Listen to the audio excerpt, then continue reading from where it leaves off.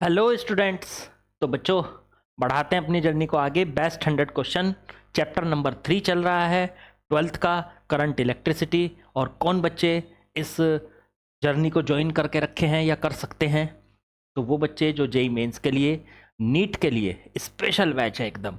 और वो भी बच्चे इसके क्वेश्चंस लगा सकते हैं, सिर्फ ट्वेल्थ वाले जो बच्चे अपने न्यूमेरिकल पोर्शन को अच्छा करना चाहते हैं बोर्ड्स के लिए। ठीक है, हाँ, इलेवेंथ वाले भी लगा सकते हैं जो अपने इलेवेंथ में अच्छा करना चाहते हैं, इलेवेंथ में फिलहाल हैं, तैयारी कर रहे हैं आगे के लिए, नीट और मेंस के लिए।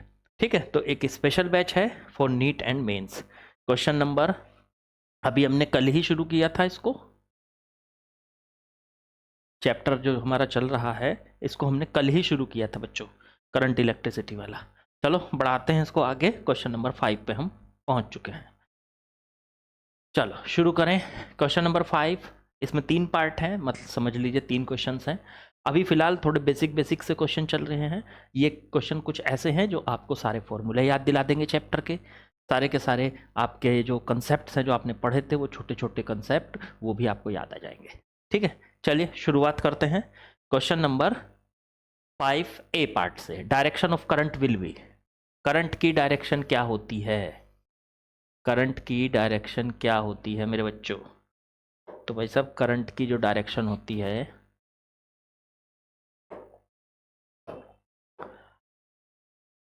करंट की जो डायरेक्शन होती है, first opposite to the direction of flow of positive charge. जिधर पॉजिटिव चार्ज चलते हैं उनके अपोजिट गलत। करंट की जो डायरेक्शन होती है बच्चों, जिधर पॉजिटिव चार्ज चलता है ना, उसी डायरेक्शन में करंट की डायरेक्शन होती है। मान लीजिए पॉजिटिव चार्ज इधर जा रहा है, तो करंट की डायरेक्शन भी इधर ही होगी। तो पहला ऑप्शन गलत हो गया हमारा। Second option, from positive terminal to negative terminal of battery. ठीक है, पॉजिटिव टर्मिनल से नेगेटिव टर्मिनल की तरफ बैटरी के। तो देखो ये है बैटरी, और मान लीजिए इसमें लगा रखा है एक रेजिस्टेंस। तो इधर पॉजिटिव टर्मिनल, इधर नेगेटिव टर्मिनल। पॉजिटिव टर्मिनल से करंट निकलता है और घूमता हुआ आर के अंदर से होता हुआ नेगेटिव टर्मिनल में करंट पहुंच जाता है बच्चों। ठीक है, तो ये ऑप्शन बिल्कुल करेक्ट है। अगला पढ़ो। From low potential to high potential. Low potential से हाई पोटेंशियल की तरफ करंट चलता है, लो पोटेंशियल से हाई पोटेंशियल की तरफ करंट नहीं चलता है। लो पोटेंशियल से हाई पोटेंशियल की तरफ करंट नहीं चलता है। करंट की, अगर करंट इधर जा रहा है तो ऑब्वियस सी बात है इधर का पोटेंशियल हाई होता है और इधर का पोटेंशियल लो होता है। याद रखो, करंट हमेशा हाई से लो की तरफ चलता है। इसमें उल्टा लिखा हुआ है, लो टू हाई, ये भी गलत है। एंड फोर्थ भी गलत है, बस इसमें ऑप्शन हमारा सेकंड सही है। ठीक, चलो अगले क्वेश्चन पे चलते हैं। Question number B part, current carriers are in various situation. Current को चलाने वाले पार्टिकल्स, उनको कहते हैं करंट कैरियर्स। करंट को चलाने वाले पार्टिकल्स, तो करंट को चलाने वाले पार्टिकल्स, पहला, इन मेटल्स। मेटल्स के अंदर कौन कौन होते हैं लिखना है। तो भाई साहब, मेटल्स के अंदर होते हैं कौन? Free electrons. करंट को चलाने के लिए कौन मौजूद होते हैं? Free electrons. तो इसका आंसर हो गया free electrons. In liquid, liquid के अंदर होते हैं आयंस, आयंस होते हैं।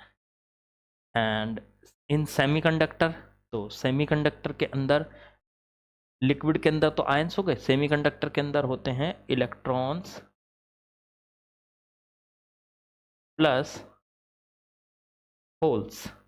इलेक्ट्रॉन्स और होल्स, ये दोनों के दोनों जो होते हैं, ये सेमीकंडक्टर के अंदर होते हैं बच्चों करंट कैरियर्स। अब गैसेस की बात की जाए तो गैसेस में कौन होते हैं बच्चों? Free electrons and positive ions. तो गैसेस के अंदर हो गए फ्री इलेक्ट्रॉन्स, ये तो नेगेटिव का काम करते हैं, प्लस पॉजिटिव आयंस। ठीक है, तो ये आपको पता होना चाहिए कि मेटल के अंदर करंट को कौन चलाता है? Free electrons. लिक्विड के अंदर आयंस, आयंस कौन कौन से होते हैं? Cations and anions. Cations and anions, ये जो होते हैं। ठीक है, सेमीकंडक्टर में इलेक्ट्रॉन्स और होल्स, अब ये होल क्या है सेमीकंडक्टर में पता चलेगा। ठीक है, गैसेस के अंदर फ्री इलेक्ट्रॉन, पॉजिटिव आयंस। चलो third, choose the wrong statement. इन सारे स्टेटमेंट में से जो गलत आपको लग रहा हो उसे चॉइस कीजिए। चलिए, current does not change with change in cross section of conductor. Current किसी कंडक्टर का क्रॉस सेक्शन एरिया चेंज होने पर चेंज नहीं होता है, ये तो सच बात है। देखो एक चीज याद रखना, ये इंपॉर्टेंट बता रहा हूं, ये इंपॉर्टेंट है, इंपॉर्टेंट पॉइंट। एक बात याद रखो, पहला स्टेटमेंट जो दिया है ना इन्होंने, ये ए वाला, ये बिल्कुल सही बात है। क्या है बात, पहले तो ये समझो। दिख रहा है, पीछे को चला जाऊं थोड़ा सा। मान लीजिए मेरे पास, इधर से खड़ा होकर बता देता हूँ, मान लीजिए मेरे पास इस तरीके की एक वायर है। देखो यहां से तो पतली है, एरिया कम है, और यहां से देखो मोटी है, एरिया ज्यादा है। ऐसे एरिया बढ़ रहा है उसका। ठीक है, अब यहां से आपने मान लीजिए करंट को भेजा, करंट गया आई, तो क्या करंट पूरी वायर में एक जैसा चलेगा? मतलब यहां आई, यहां भी आई, यहां भी आई, और यहां भी आई। क्या करंट पूरी वायर में एक जैसा चलेगा? सोच के बताओ। अच्छा सोचो, करंट होता क्या है? क्या होता है करंट? करंट होता है, क्या होता है? करंट होता है इलेक्ट्रॉन्स पासिंग थ्रू, या चार्ज पासिंग थ्रू इन 1 सेकेंड। 1 सेकेंड में पास होने वाला चार्ज। अब सोचो, यहां से अगर मैं इस एरिया की बात करूं, तो यहां से जितना चार्ज पास हुआ, मान लीजिए 1 सेकेंड में क्यू चार्ज पास हुआ, Q charge, Q charge, Q coulomb charge पर सेकेंड। 1 सेकेंड में क्यू कूलाम चार्ज पास हुआ, 1 सेकेंड में। सोच के देखना, यहां से जितना पास हुआ, हम हमारा हम तो यहां पे खड़े होकर देख रहे हैं, 1 सेकेंड में देखा हमने क्यू कूलाम चार्ज पास हुआ। हमारा दोस्त यहां खड़ा है, ये खड़ा है यहां, अब वो यहां से देख रहा है। क्या वही चार्ज जो यहां से आया था, वही चार्ज हमारे फ्रेंड को नजर आएगा यहां से पास होता हुआ? बिल्कुल, क्यू कूलाम पर सेकेंड। फिर उसका दोस्त एक और आगे खड़ा है, हमारे दोस्त का दोस्त एक और खड़ा है आगे। एरिया भले ही बढ़ रहा है, वो यहाँ पे खड़ा है, उसने देखा तो उसने भी देखा क्यू कूलाम पर सेकेंड। अरे चार्ज बीच में कोई बढ़ थोड़ा ही जाएगा भाई, पार्टिकल्स है ना वे तो। अब यहां से मान लो 1 लाख इलेक्ट्रॉन इसके अंदर घुसे, अब वही 1 लाख इलेक्ट्रॉन जा रहे हैं आगे की तरफ, तो आगे भले ही एरिया ज्यादा हो जाए पर 1 लाख इलेक्ट्रॉन ही तो है। उससे आगे एरिया और ज्यादा हो गया, पर वो तो 1 लाख ही इलेक्ट्रॉन है ना। तो वो 1 लाख इलेक्ट्रॉन बार बार आगे जा रहे हैं, जा रहे हैं, जा रहे हैं, जा रहे हैं, जाते चले जाएंगे। 1 लाख इलेक्ट्रॉन 1 सेकंड में निकल रहे हैं, तो समझो करंट सेम निकल रहा है भाई।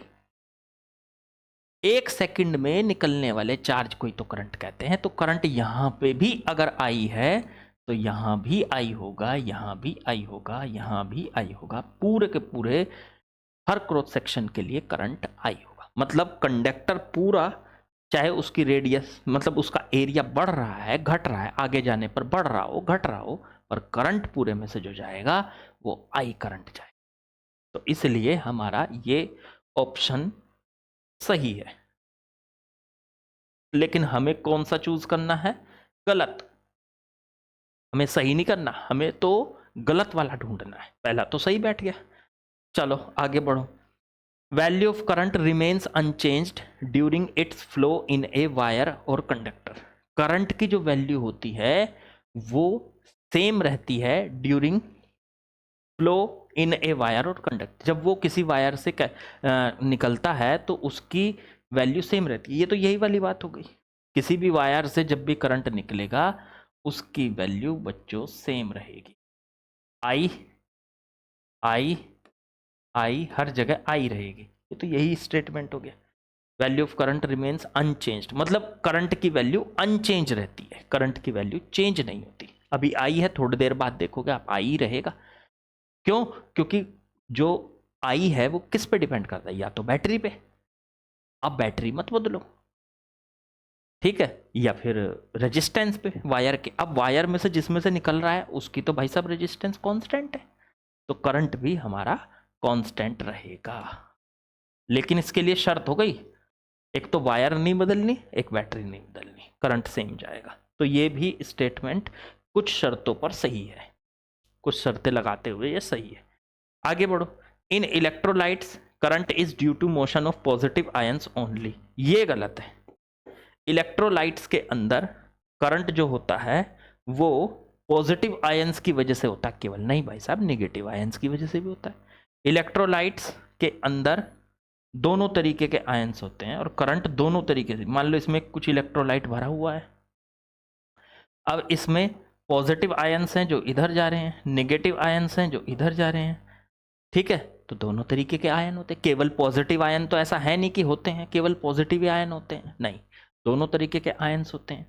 तो इलेक्ट्रोलाइट्स के अंदर इसने बोला कि केवल पॉजिटिव आयंस की वजह से करंट चलता है, तो ऐसे मैं इस बात से बिल्कुल भी सहमत नहीं हूं, मैं इस बात से एग्री नहीं करता, ये गलत है मेरी नज़र में। चलो आगे बढ़ो।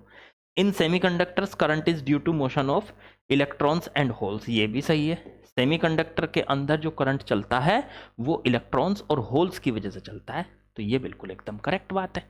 तो इसमें कौन सा ऑप्शन हमारे लिए करेक्ट हुआ, जो इसमें रोंग है, तो रोंग ऑप्शन है सी, इसलिए हमारा ऑप्शन जो सही माना जाएगा वो सी माना जाएगा, ठीक है। हमें रोंग स्टेटमेंट चॉइस करना था बच्चों। चलो अगला सवाल लगा देता हूं।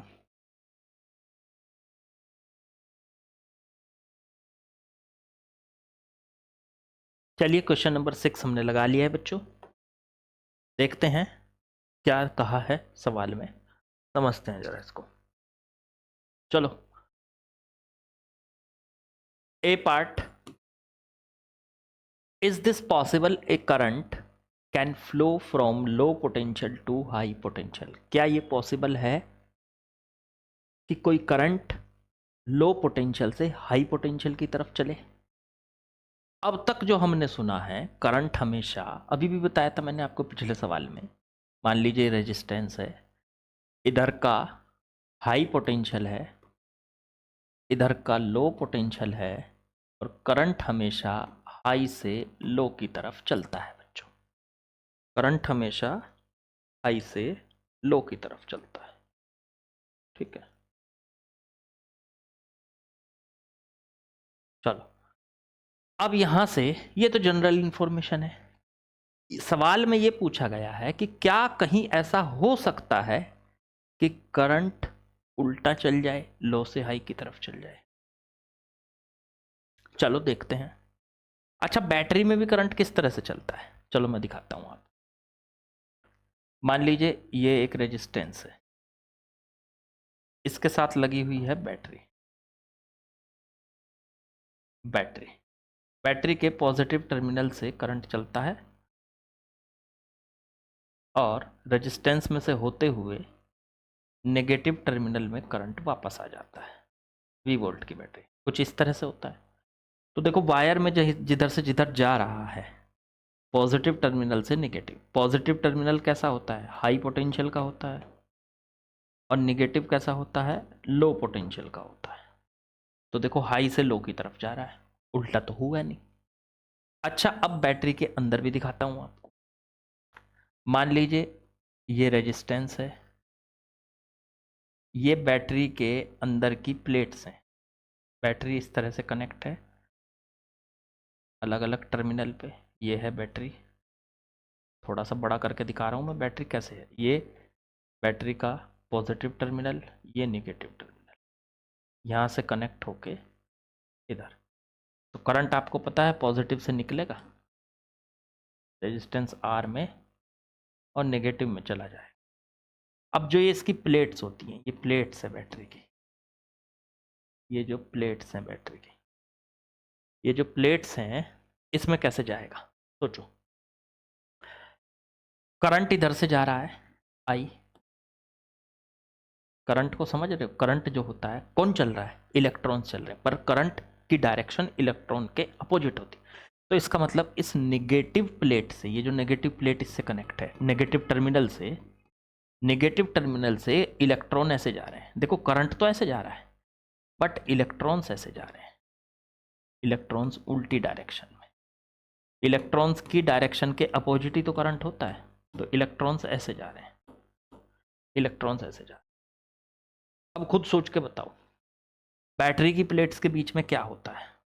तो सर बैटरी की प्लेट्स के बीच में मान लो ये तो नेगेटिव प्लेट है, इस पे तो नेगेटिव चार्ज है, ये पॉजिटिव चार्ज है, ठीक है। बैटरी की प्लेट्स के बीच में आपको खुद सोचना है, जो इलेक्ट्रोलाइट है उसके पॉजिटिव और नेगेटिव आयंस बन जाते हैं। बैटरी की प्लेट्स के बीच में जो मटेरियल भरा हुआ है उसमें पॉजिटिव और नेगेटिव आयंस बन जाते हैं। कुछ भी रिएक्शन होगी पॉजिटिव नेगेटिव आयंस बन जाएंगे। अब ये पॉजिटिव आपको किधर जाते हुए लगने चाहिए कि भाई ये पॉजिटिव है तो ये नेगेटिव की तरफ चले जाएंगे, ये नेगेटिव है पॉजिटिव की तरफ चला जाएगा। अट्रैक्शन, भाई पॉजिटिव तो निगेटिव की तरफ अट्रैक्ट होगा और नेगेटिव आयन जो है वो पॉजिटिव की तरफ अट्रैक्ट होगा। उससे क्या होगा? उससे तो ये जो प्लेट पे जितने इलेक्ट्रॉन है पॉजिटिव आयंस के आने से ये सारे इलेक्ट्रॉन न्यूट्रल हो जाएंगे, मतलब ये जो आयंस है इलेक्ट्रॉन्स को लेके न्यूट्रल, और ये बैटरी अपने आप डिस्चार्ज हो जाएगी। ऐसा होता होगा? ऐसा नहीं होता। देखो ध्यान दो, यही बात सीखने की है यहाँ पे। आप ध्यान दो कि हमें तो लगेगा ऐसा कि बैटरी की दो प्लेट हैं, एक इधर पॉजिटिव इधर नेगेटिव, और उन प्लेट्स के बीच में इलेक्ट्रोलाइट भरा हुआ है। उस इलेक्ट्रोलाइट में आयंस हैं, पॉजिटिव भी नेगेटिव भी। अब नेगेटिव प्लेट तो पॉजिटिव आयन को खींचेगी अपनी तरफ, पॉजिटिव प्लेट नेगेटिव को खींचेगी, फिर भी ये उसके पास क्यों नहीं जा रहे हैं? देखो अगर ये चले गए, नेगेटिव प्लेट पे पॉजिटिव आयन चले गए तो वो न्यूट्रल हो जाएगी, या पॉजिटिव प्लेट पे नेगेटिव आयंस आ जाएंगे तो वो न्यूट्रल हो जाएगी, बैटरी डिस्चार्ज हो जाएगी, अपने आप ही बिना कुछ किए डिस्चार्ज हो जाएगी। तो क्या ऐसा होता होगा? सोच कर देखो। सर होना तो ऐसा ही चाहिए क्योंकि पॉजिटिव नेगेटिव के बीच में अट्रैक्शन होता है। नहीं, यहाँ पे एक एक्स्ट्रा फोर्स काम करता है जिसे कहते हैं बैटरी फोर्स। यहाँ पे ये जो बैटरी फोर्स है ये अपोजिट लगता है, ये पॉजिटिव आयंस को तो नेगेटिव पॉजिटिव प्लेट पे छोड़ के आता है और नेगेटिव आयंस को नेगेटिव प्लेट पे छोड़ के आता है, ये बैटरी फोर्स। उससे क्या होगा? उससे होगा ये कि पॉजिटिव प्लेट पर पॉजिटिव चार्ज की कमी नहीं पड़ेगी। सोच के देखो, पॉजिटिव चार्ज यहाँ से निकल के ऐसे निकल के यहाँ से यहाँ जा रहा है तो यहाँ पे पॉजिटिव प्लेट तो खाली हो जाएगी यहाँ पे, लेकिन नहीं, यहाँ पे ये जो बैटरी का फोर्स है ये पॉजिटिव आयंस को प्लेट पर लाता रहता है और नेगेटिव आयंस को प्लेट पर लाता रहता है, नेगेटिव आयंस को प्लेट पर ले जाता रहता है, नेगेटिव प्लेट पर ले जाता रहता है, जिससे दोनों प्लेट्स पर चार्ज की कोई कमी नहीं पड़ती, दोनों प्लेट्स पर चार्ज की कोई कमी नहीं पड़ती। तो ये बैटरी का फोर्स है। अब सोच कर देखना, तो इसका मतलब बैटरी के अंदर किधर से किधर चल रहे हैं? बैटरी के अंदर पॉजिटिव चार्ज इधर जा रहा है तो करंट इस तरफ है, और नेगेटिव चार्ज इधर जा रहा है तो करंट इस तरफ है, मतलब नेट करंट बैटरी की प्लेट्स के बीच में इस तरफ है। किधर से किधर? पॉजिटिव प्लेट, नेगेटिव प्लेट से और पॉजिटिव प्लेट की तरफ। अब नेगेटिव प्लेट का पोटेंशियल क्या होता है? लो, और पॉजिटिव प्लेट का पोटेंशियल क्या होता है? हाई। तो इसका मतलब बैटरी की प्लेट्स के अंदर जो आयंस हैं वो इस तरफ भाग रहे हैं, आयंस नेगेटिव वाले तो इस तरफ भाग रहे हैं और पॉजिटिव वाले इस तरफ भाग रहे हैं, जिनसे करंट इसका इस तरफ बन रहा है। अब खुद ही सोच लो, आप करंट ऐसे जा रहा था, देखो ऐसे, तो करंट कैसे बनना चाहिए था? ऐसे ही तो बनना चाहिए, तो ऐसे ही बन रहा है बैटरी की प्लेट्स में, ऐसे करंट बन रहा है और घूम के ऐसे आ रहा है, देखो ऐसे जा रहा है, नेगेटिव से पॉजिटिव की तरफ करंट आ रहा है और फिर घूम के ऐसे जा रहा है, नेगेटिव से पॉजिटिव। तो बैटरी के अंदर जो आयंस हैं वो नेगेटिव प्लेट से पॉजिटिव प्लेट की तरफ आ रहे हैं, जो पॉजिटिव वाले हैं, और नेगेटिव वाले पॉजिटिव से नेगेटिव की तरफ जा रहे हैं। पर करंट सोचो ना, करंट किस तरफ जा रहा है?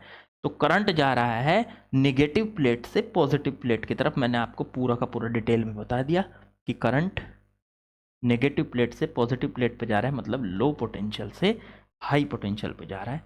इन्होंने यही पूछा था कि क्या ये पॉसिबल है कि कोई करंट लो पोटेंशियल से हाई की तरफ चले। तो चल रहा है देखो बैटरी के अंदर, और इसको चलाने वाला कोई और नहीं बैटरी का फोर्स होता है जो खींच खींच के, देखो नेचुरली ऐसा पॉसिबल नहीं है कि नेचुरल, लेकिन कब हो सकता है, जब भाई पॉजिटिव नेगेटिव को अट्रैक्ट करेगा। तो नेचुरली तो ऐसा पॉसिबल है नहीं, ये पॉजिटिव तो पॉजिटिव को रिपेल करना चाहिए, लेकिन ये बैटरी का फोर्स जबरदस्ती खींच के ले आता है। पॉजिटिव चार्ज को पॉजिटिव प्लेट पे छोड़ के आता है, निगेटिव चार्ज को निगेटिव प्लेट पे छोड़ के आता है। ना तो पॉजिटिव प्लेट पे चार्ज की कोई कमी पड़ती और ना निगेटिव प्लेट पे चार्ज की कोई कमी पड़ती, उससे ये होता है। तो इसका मतलब ये हुआ कि हम आसानी से ये बात कह सकते हैं कि बैटरी की प्लेट्स के अंदर जो है वो करंट लो पोटेंशियल से हाई की तरफ चल रहा है, और नेचुरली ऐसा पॉसिबल नहीं है, लेकिन एक फोर्स ये काम कर देता है जो लो से हाई की तरफ उसको ले जाता है। ठीक है, तो ऐसा पॉसिबल है। तो हम लिखेंगे यहां से, इन्होंने पूछा था इज दिस पॉसिबल, तो हम लिखेंगे yes it is possible in, it is possible in, it is possible in between plates of battery, battery की प्लेट्स के बीच में ऐसा पॉसिबल है। ठीक है जी, समझ में आई बात। चलो पूरी बात बता दी मैंने, नोट कर लो, इंपॉर्टेंट इंफॉर्मेशन है आप लोगों के लिए। फिर अगले सवाल पे चलते हैं। सारा क्लीन हो गया है तो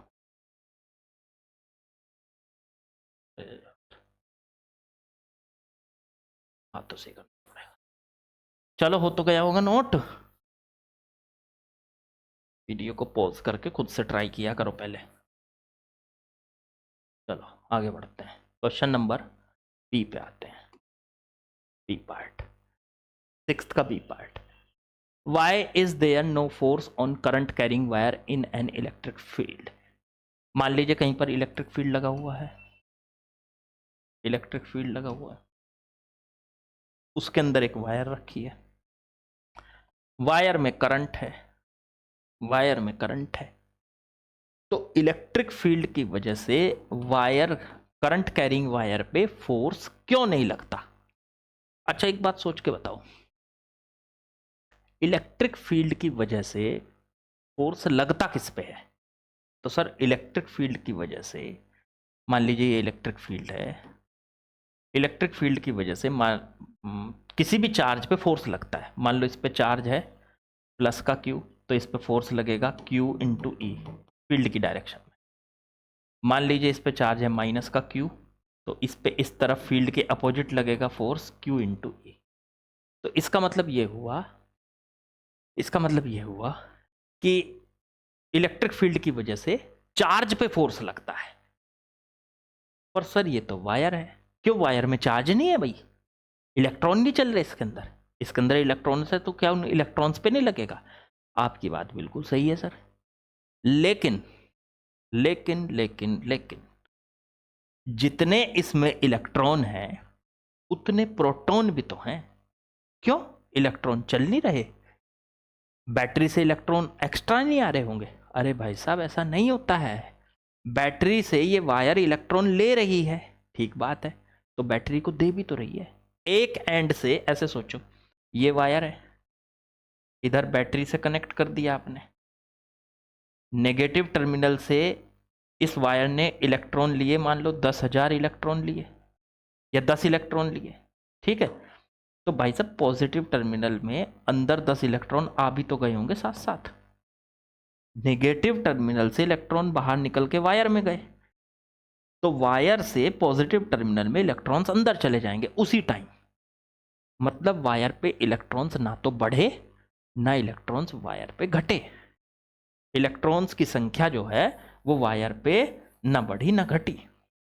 इसका मतलब तो ये हुआ कि इस वायर में भले ही करंट है, करंट की वजह से क्या हो रहा होगा, इलेक्ट्रॉन चल रहे होंगे, इलेक्ट्रॉन मोशन में है, पर इस वायर पे ना तो कोई एक्स्ट्रा इलेक्ट्रॉन है ना इलेक्ट्रॉन्स की कमी है, मतलब इस वायर पे नेट चार्ज 0 है।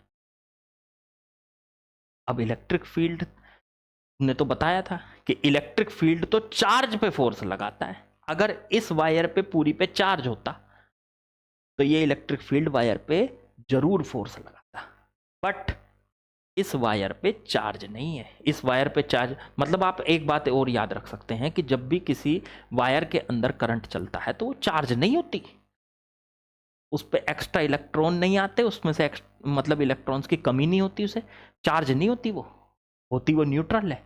तो ये जो वायर है ये न्यूट्रल है, चार्ज इस पे 0 है, इसलिए इस पे जो इलेक्ट्रिक फील्ड है उसकी वजह से लगने वाला फोर्स 0 होगा। तो इस पे लगने वाला फोर्स 0 है। क्यों?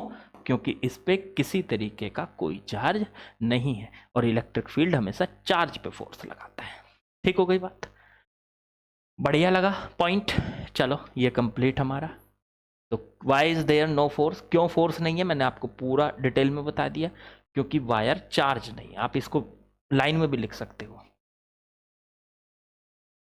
आप लिख सकते हो there is no force at current carrying wire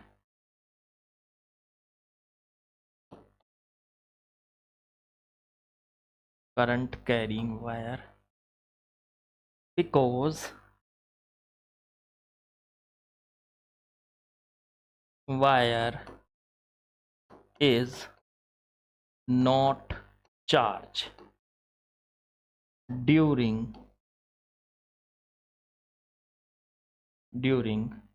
flow of current। क्योंकि वायर चार्ज नहीं है जब करंट का फ्लो हो रहा है। समझ गए मेरी बात? इसलिए इस पर लगने वाला जो फोर्स है वो 0 होता है, वायर पे कोई फोर्स नहीं लगता है बच्चों। हटा दें। चलो ये हो गया हमारा सेकंड पार्ट। अब देखो थर्ड पार्ट तो यही है जो मैंने आपको अभी डिस्कस करके बताया, मतलब यही इसी में से निकल के आ रहा थर्ड पार्ट भी। थर्ड पार्ट में इन्होंने पूछा है C part, when current is pass through a wire does it become charge? No. अभी तो बताया जब किसी वायर में करंट चलता है क्या वो चार्ज हो जाती है? नहीं, वो न्यूट्रल रहती है, वो न्यूट्रल रहती है। तो जब भी किसी वायर में करंट चलेगा तो वो जो न्यूट्रल रहेगी। अभी इसका पूरा डिस्कशन हुआ आपके सामने, ठीक है?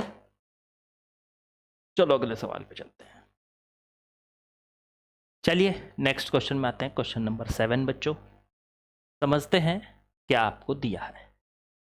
तो सब इसमें कहा है match the following columns, in columns को मैच करना है। चलो फॉर्मूले हैं, एक एक करके याद करते जाते हैं। कौन सा है? रिलैक्सेशन टाइम, रिलैक्सेशन टाइम का फॉर्मूला। तो भाई साहब रिलैक्सेशन टाइम जो होता था, हमने फॉर्मूला पढ़ा था वी डी का, वी डी का ड्रिफ्ट वेलोसिटी, वो था E capital E by M into tau. तो यहाँ से अगर रिलैक्सेशन टाइम का फॉर्मूला निकालें टी, तो वो आ जाएगा वी डी इंटू एम बटे E capital E, that is relaxation time. तो है ये कहीं, ये रहा। तो रिलैक्सेशन टाइम तो आ गया इसके साथ, ये फॉर्मूला। आगे बढ़ो, कंडक्टिविटी, रेजिस्टिविटी, कंडक्टेंस, रेजिस्टेंस, इस तरीके के फॉर्मूले सारे के सारे याद होने चाहिए आपको। चलो अगला पॉइंट है कंडक्टिविटी। तो कंडक्टिविटी में फॉर्मूला क्या है, ऐसे तो मुझे भी याद नहीं है, बना लेते हैं चलो। कंडक्टिविटी में, अच्छा एक बात बताओ, ये फॉर्मूला आपने सभी ने पढ़ा है, I is equal to N E A V D, current और ड्रिफ्ट वेलोसिटी के बीच में रिलेशन। अगर मैं इसको आई के अपॉन में ए ले आऊँ तो इधर बचेगा एन ई वी डी, ठीक है? ये आई अपॉन ए क्या बन जाता है? जे, ये हो जाता है current density. N E V D की वैल्यू देखो ये होती है E capital E by M into में टॉ, तो ये आ जाएगा N E square capital E by M into tau. इसमें N E square by M into tau को एक साथ ले लेते हैं, ई को बाहर ले लेते हैं, और जे पे भी वेक्टर लगा देते हैं, ए पे भी वेक्टर, ये बन जाता है ओम्स लॉ। ठीक, इसमें अब आप कहोगे ओम्स लॉ तो V बराबर आई आर होता है, हाँ यही है वो, ये वेक्टर फॉर्म में है। तो इसमें ये जो टर्म है ये बच्चों कंडक्टिविटी है, सिग्मा। तो कंडक्टिविटी का फॉर्मूला निकल के आ रहा है एन ई स्क्वायर अपॉन में m इंटू टो, क्या है कहीं, N E square tau m, ये रहा, दैट इज कंडक्टिविटी। ओके, फिर इसके बाद कंडक्टेंस, तो कंडक्टेंस किधर है भाई, अब दो बचे हैं, एक तो ये बचा एक ये बचा। तो कंडक्टेंस क्या होता है, अच्छा रेजिस्टेंस क्या होता है, चलो पहले रेजिस्टेंस की बात करो। तो रेजिस्टेंस होता था रो एल बाई ए, उल्टा करो इसका, कंडक्टेंस आता था 1 अपॉन रेजिस्टेंस, तो इसे उल्टा करेंगे, ए ऊपर चला जाएगा और रो नीचे आ जाएगा, एल भी नीचे आ जाएगा। ऐसा है कोई, ना तो ये ऐसा है, हाँ ये रहा, ए ऊपर है एल नीचे। अच्छा, रो को इन्होंने 1 अपॉन रो क्या होता है, 1 अपॉन रो होता है सिग्मा, तो इसे ऊपर ले जाओ तो सी की वैल्यू आ गई सिग्मा ए बाई एल। लो जी, ये बच गया आपका conductance, sigma A by L, ये आ गया बच्चों आपका कंडक्टेंस। अब बची रेजिस्टिविटी, रेजिस्टिविटी होती है ई बाई जे, ई बाई जे कहाँ होती है, हाँ होती है भाई, कैसे, क्योंकि जे बराबर होता है सिग्मा इंटू ई, तो ये अपॉन में चला जाएगा, तो सिग्मा बराबर आ जाएगा जे बटे ई। अब सिग्मा का उल्टा क्या होता है, रो, तो रो बराबर ई बाई जे। हर तरीके के फॉर्मूले पे क्वेश्चन आपके डाल रखे हैं मैंने, ठीक है, तो ये भी हो गया। अच्छा, ये क्वेश्चन मैंने कोशिश की है अपने आप से बनाए जाए, आपको जो कंसेप्ट पढ़ाए जाते हैं क्लास में उसके बेसिस पर क्वेश्चंस अपने आप से कुछ बनाए जाएं। कुछ क्वेश्चंस अलग अलग बुक से रख रखे हैं, ठीक है, तो सब तरीके के क्वेश्चंस आपके लिए रख रखे हैं। चलो खैर आगे बढ़ते हैं, ये तो हो गया, चलिए आगे चलते हैं, अगले सवाल पर चलेंगे। चलिए बच्चों नेक्स्ट क्वेश्चन पे आते हैं, क्वेश्चन नंबर 8 में दो पार्ट हैं, फर्स्ट पार्ट और सेकंड पार्ट, पढ़ते हैं जरा क्या क्या है। फर्स्ट पार्ट में बोला है चूज द रोंग स्टेटमेंट, इन 4 स्टेटमेंट दे रखे हैं, उनमें से चॉइस करके बताइए गलत कौन सा है। पहला, the current per unit area is current density, बिल्कुल सही है। करंट पर यूनिट एरिया को करंट डेंसिटी कहते हैं, बिल्कुल। करंट डेंसिटी जे जो होती है वो करंट बटे एरिया होती है, ये तो सही है। दूसरा, हमें तो गलत चॉइस करना है ना। अब दूसरा, current and current density both are vector, ये गलत हो गया, ये गलत हो गया। Current and current density both are vector quantity, नहीं, करंट डेंसिटी तो बच्चों वेक्टर होती है, वेक्टर लगा होता है इस पे जे पे, करंट डेंसिटी जे ये तो वेक्टर है, बट करंट वेक्टर नहीं होता, तो ये वाला स्टेटमेंट गलत है, आगे पढ़ने की जरूरत ही नहीं। चलो फिर भी पढ़ लो, current is the surface integral of current density, current जो है वो करंट डेंसिटी का इंटीग्रेशन होता है, सरफेस का इंटीग्रेशन होता है। तो करंट डेंसिटी है जे, उसका सरफेस के साथ इंटीग्रेशन कर दो मतलब डी ए, और उसका इंटीग्रेशन कर दो। सरफेस का एरिया क्या होता है, डी ए, छोटा सा एरिया, उसका इंटीग्रेशन कर दो तो जे डॉट डी ए, ये तो करंट होता है। अब इन्होंने कहा, यही तो कहा, current is the surface integral of current density, बिल्कुल सही। करंट डेंसिटी का सरफेस इंटीग्रेशन, सरफेस का एरिया डी ए और उसका इंटीग्रेशन करंट होता है, बिल्कुल, ये फॉर्मूला आपने पढ़ा होगा, I is equal to J dot D A का इंटीग्रेशन, तो ये भी सही है। Fourth, current can be positive and negative, current can be positive and negative both, हाँ करंट पॉजिटिव भी हो सकता है नेगेटिव। करंट भाई साहब वायर में इधर भी जा सकता है इधर भी जा सकता है, तो कभी कभी हम इसकी डायरेक्शन भी ले लेते हैं कि इधर जा रहा है तो करंट पॉजिटिव, इधर साइन कन्वेंशन है, वैसे करंट पॉजिटिव और नेगेटिव नहीं होता, करंट की एक वैल्यू होती है, लेकिन डायरेक्शन अगर कभी हमें दिखानी हो इसकी तो हम इसको पॉजिटिव नेगेटिव ले लेते हैं, तो ये भी सही है। तो बेस्ट इसमें यही हुआ, यही हमारे लिए करेक्ट ऑप्शन है, हमें चॉइस करना था गलत स्टेटमेंट, तो गलत स्टेटमेंट है हमारा सेकंड। चलिए अब बी पे आते हैं, चूज द करेक्ट स्टेटमेंट। अब इनमें करेक्ट ढूंढना है कौन सा है। पहला, इन metal average thermal velocity of free electrons is 0, very good, बिल्कुल सही।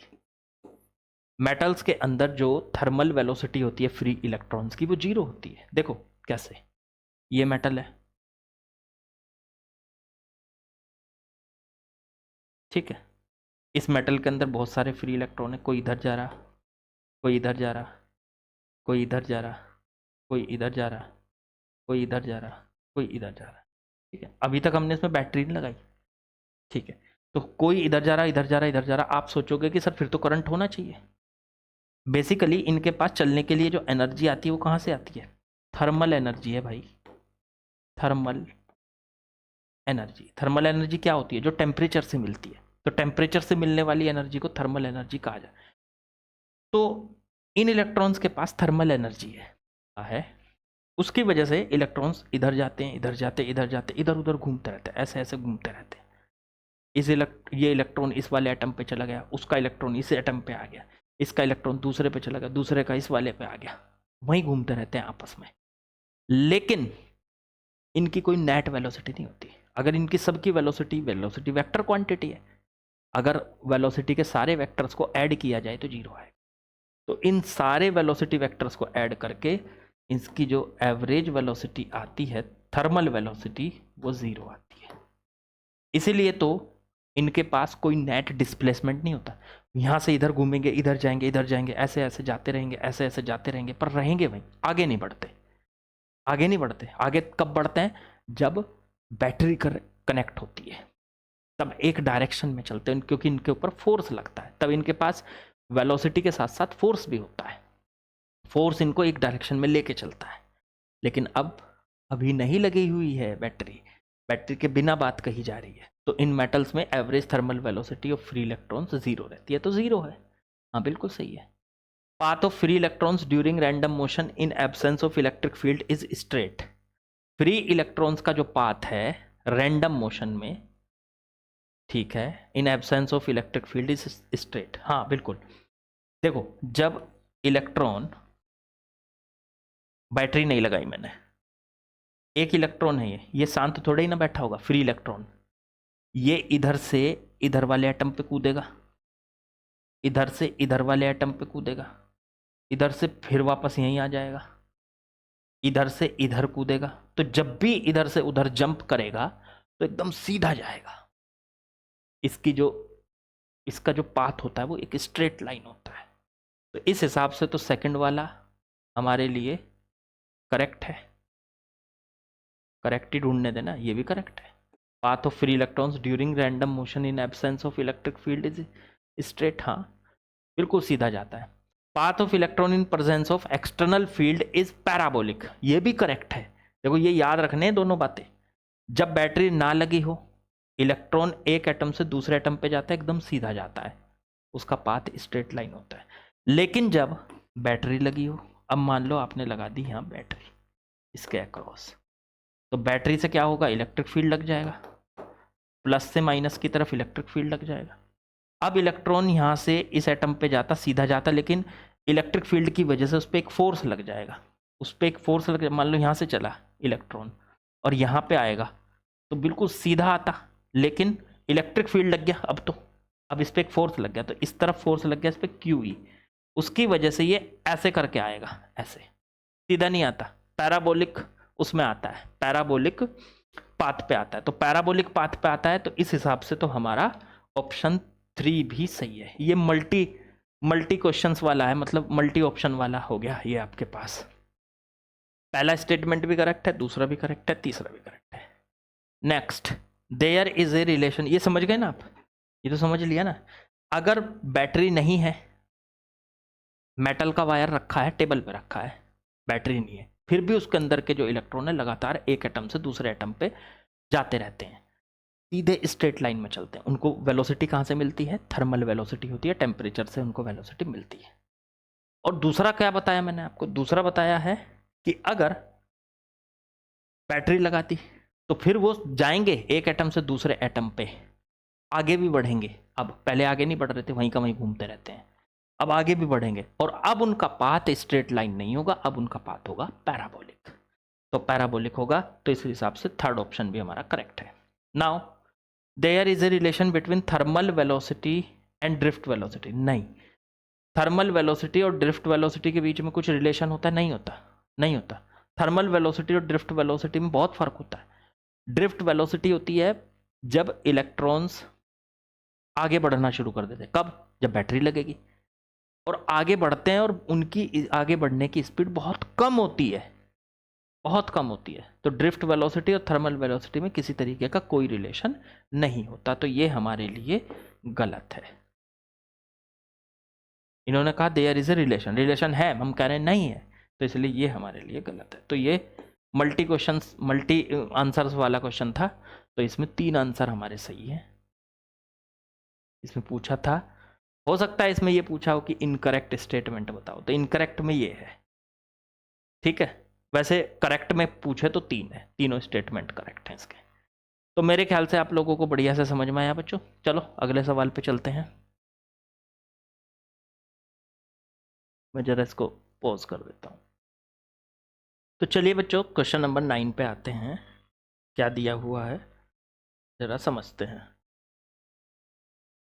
9 का A part, on increasing the temperature of metal, metal का टेम्परेचर इंक्रीज करने पर एक्सप्लेन द इफेक्ट, इंक्रीज या डिक्रीज ऑन ड्रिफ्ट स्पीड।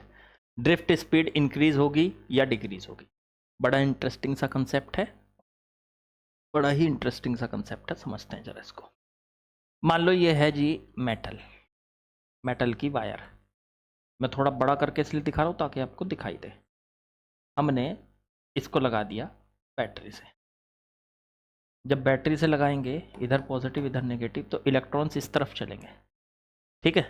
अब इलेक्ट्रॉन्स जब चलते हैं, यहाँ से मान लीजिए यहाँ आया इलेक्ट्रॉन, या यहाँ से ये इलेक्ट्रॉन यहाँ आए, दूसरा कोलिजन होगा, दूसरे एटम के साथ आके टकराएंगे। यहाँ आके इलेक्ट्रॉन एक एटम से चल के दूसरे एटम पे जाता है, उससे जाके टकराता है। तो जितनी देर में एक एटम से दूसरे एटम पे जाता है, तो इन दोनों कोलिजन के बीच का जो ये टाइम होता है, इसको कहते हैं रिलैक्सेशन टाइम, टो, ठीक है। और यहां से लेके यहां आ रहा है, तो एक डायरेक्शन में एवरेज ये चल रहा है, तो एवरेज वेलोसिटी को कहते हैं VD, drift velocity, average velocity. अब मान लो मैंने इसका बढ़ा दिया टेम्परेचर, टेम्परेचर इंक्रीज कर दिया। टेम्परेचर बढ़ाने पे क्या होगा? टेम्परेचर बढ़ाने पे भाई साहब ये होगा कि इनका जो इलेक्ट्रॉन की एक एटम से दूसरे एटम तक जाने की जो स्पीड है, वो वीडी नहीं है, वो वीडी नहीं है, वो है इसकी नॉर्मल स्पीड वी। वीडी तो एवरेज स्पीड होती है, तो वो है वी, नॉर्मल स्पीड। टेम्परेचर बढ़ाने पर इसकी इलेक्ट्रॉन की नॉर्मल स्पीड बढ़ जाती है, इंक्रीज हो जाती है। तो इसका यहाँ से यहाँ तक पहुँचने का जो टाइम है वो कम हो जाएगा। अरे भाई साहब, अगर मुझे यहाँ से आगे वाले किसी पॉइंट तक जाना है, मान लीजिए मैं 10 सेकंड में पहुँचता हूँ अपनी स्पीड से। अगर मैं अपनी स्पीड बढ़ा लूँ, मेरा टेम्परेचर बढ़ गया, मेरी स्पीड बढ़ गई, टेम्परेचर बढ़ने पर तो मैं अब 10 के बजाय 5 सेकंड में पहुँच जाऊँगा।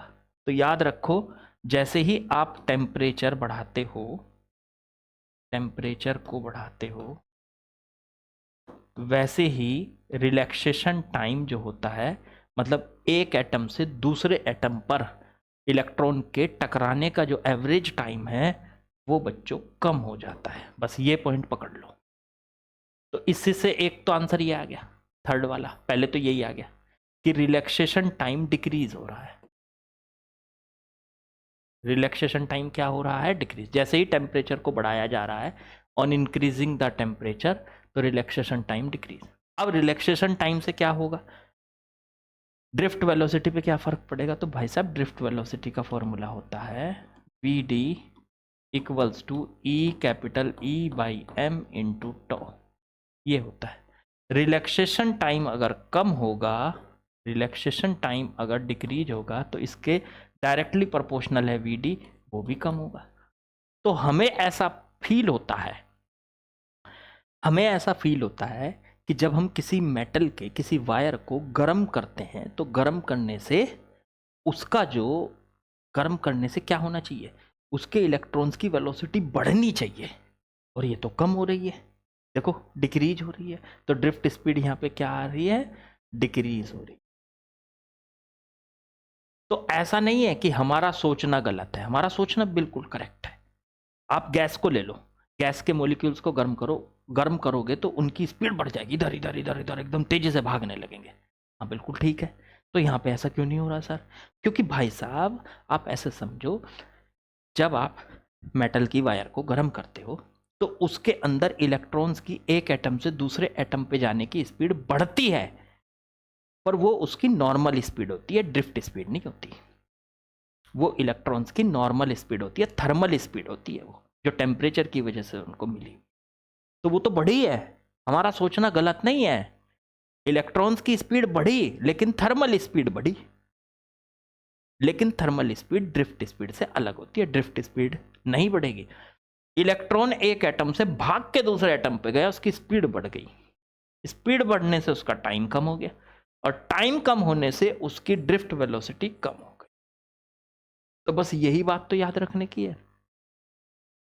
हमें लगता है ऐसा, हमें ऐसा फील होता है कि ड्रिफ्ट वेलोसिटी, क्योंकि हमारे दिमाग में तो वो वेलोसिटी वर्ड है ना, हमारे दिमाग में वो वेलोसिटी वर्ड है कि ड्रिफ्ट वेलोसिटी जो है वो कम होनी चाहिए, सॉरी बढ़नी चाहिए, बढ़नी चाहिए टेम्परेचर के साथ। लेकिन वो वेलोसिटी जो है वो आपकी ऐसी वेलोसिटी नहीं है कि जो बढ़ जाएगी। ठीक है, तो बात समझे ना मेरी बात, जो मैं आपको समझाना चाह रहा हूं कि जो ड्रिफ्ट वेलोसिटी है वो अलग है, थर्मल वेलोसिटी अलग है।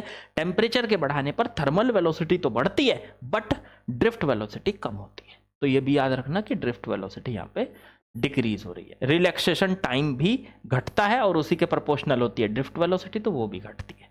आगे बढ़ो, mean free path, mean free path बढ़ जाता है, मीन फ्री पाथ बढ़ जाता है जब इलेक्ट्रॉन, एक एटम यहाँ है, एक एटम यहाँ है, ठीक है, इलेक्ट्रॉन की स्पीड बढ़ गई, तो इलेक्ट्रॉन की स्पीड बढ़ने से होगा क्या, अब ये इस एटम के बजाय दूर वाले एटम पे जाके टकराएगा, तो ये इसका पाथ बढ़ जाता है जब इसकी स्पीड बढ़ गई। नॉर्मल स्पीड बढ़ी, फिर कह रहा हूं थर्मल स्पीड बढ़ी, ड्रिफ्ट स्पीड नहीं, ड्रिफ्ट स्पीड तो घटती है। तो अब ये इस एटम के टकराने के बजाय अगले वाले एटम पे टकराएगा, तो ये जो पाथ है दो कोलिजन्स के बीच का पाथ, इसे कहते हैं मीन फ्री पाथ, लैम्डा, मान लो लैम्डा से रिप्रेजेंट कर लो, तो ये है mean free path, mean free path. तो मीन फ्री पाथ क्या होता है, इंक्रीज होता है, मीन फ्री पाथ यहाँ पे क्या होता है, इंक्रीज होता है। तो टेम्परेचर बढ़ाने पर मीन फ्री पाथ इंक्रीज हो जाता है बच्चों। अच्छा, अब लास्ट आता है इसमें मोबिलिटी। मोबिलिटी क्या होती है, तो मोबिलिटी के बारे में भी आपको देखना जरूरी है कि मोबिलिटी क्या है। तो मोबिलिटी आपको बता दें, इलेक्ट्रॉन्स की टेम्परेचर बढ़ाने पर मोबिलिटी डिक्रीज होती है, मोबिलिटी भाई साहब डिक्रीज होती है। अच्छा, मोबिलिटी पहले याद दिलाऊं आपको क्या होती थी, तो mobility of electron, mobility of electron equals to V D by E, drift velocity बटे में इलेक्ट्रिक फील्ड। अब इलेक्ट्रिक फील्ड के बारे में तो कुछ नहीं कहा जा रहा, मतलब इलेक्ट्रिक फील्ड तो कांस्टेंट है, बात की जा रही है टेम्परेचर की। तो टेम्परेचर के अकॉर्डिंग वीडी क्या हुआ था, VD VD VD VD decrease हुआ था, और मोबिलिटी क्या है, मोबिलिटी वीडी के प्रोपोर्शनल है, मोबिलिटी प्रोपोर्शनल टू वीडी। अब आपको पता है कि टेम्परेचर इसके लिए डिक्रीज हुआ, सॉरी टेम्परेचर इंक्रीज हुआ तो ड्रिफ्ट वेलोसिटी डिक्रीज हुई। अब मोबिलिटी ड्रिफ्ट वेलोसिटी के प्रोपोर्शनल है, तो मोबिलिटी भी डिक्रीज हो जाएगी। तो इसका मतलब यहां पे आंसर आएगा mobility also decrease, mobility decrease होती है बच्चों। ठीक है, तो मेरे ख्याल से आप लोगों को बढ़िया से समझ में आया होगा कंसेप्ट कि टेम्परेचर का इफेक्ट किस किस पे क्या क्या पड़ता है, ड्रिफ्ट स्पीड पे क्या पड़ता है, मीन फ्री पाथ पे क्या पड़ता है, रिलैक्सेशन टाइम पे क्या पड़ता है, और मोबिलिटी पे क्या पड़ता है। ठीक है, 3 केसेस में डिक्रीज हो रही है और एक केस में इंक्रीज हो रही है। चलो अब इसका बी पार्ट करते हैं, आज का लास्ट क्वेश्चन। हटा दो ये, एक बार देख लो जरा, बढ़िया से लिख लो, इसके जितनी बातें मैंने बताई हैं, जो मैं बोल के बताता हूँ, जो इंपॉर्टेंट लगे उसे लिख लिया करो। ठीक है, चलो हटाओ। तो आज का लास्ट क्वेश्चन करते हैं बच्चों, बी पार्ट नाइन्थ का B part. If the current is flowing in a wire, अगर एक वायर में करंट चल रहा है, मान लो ये चल रहा, ठीक है, then an electric field exist into wire, is it true? बिल्कुल ट्रू है। किसी भी वायर में अगर करंट चल रहा है तो करंट चलने का मतलब समझो वहां पर इलेक्ट्रिक फील्ड है। बिना इलेक्ट्रिक फील्ड के उन इलेक्ट्रॉन्स को आगे कौन लेके जाए?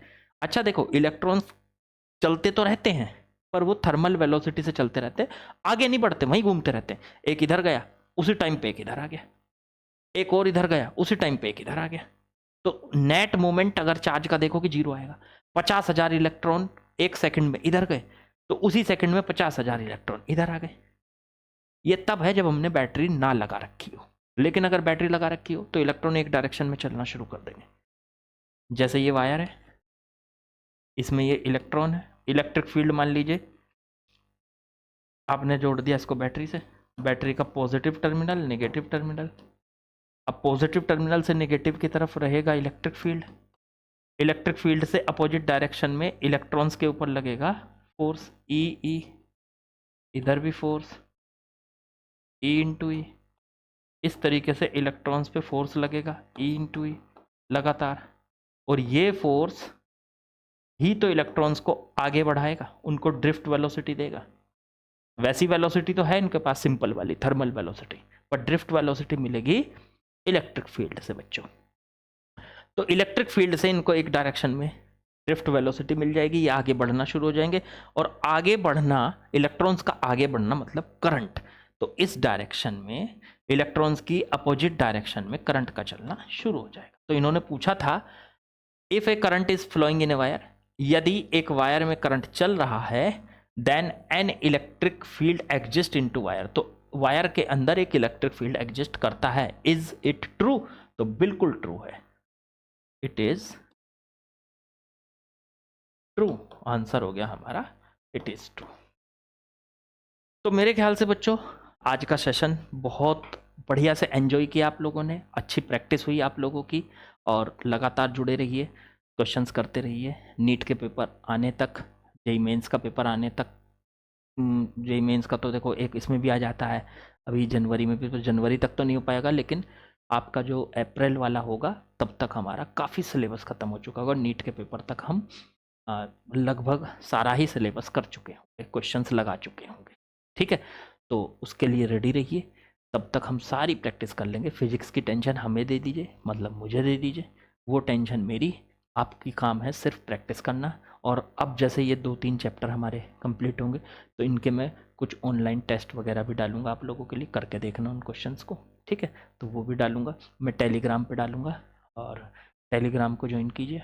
टेलीग्राम का जो लिंक है वो मैं आपको डिस्क्रिप्शन में दे दूंगा, ठीक बच्चों।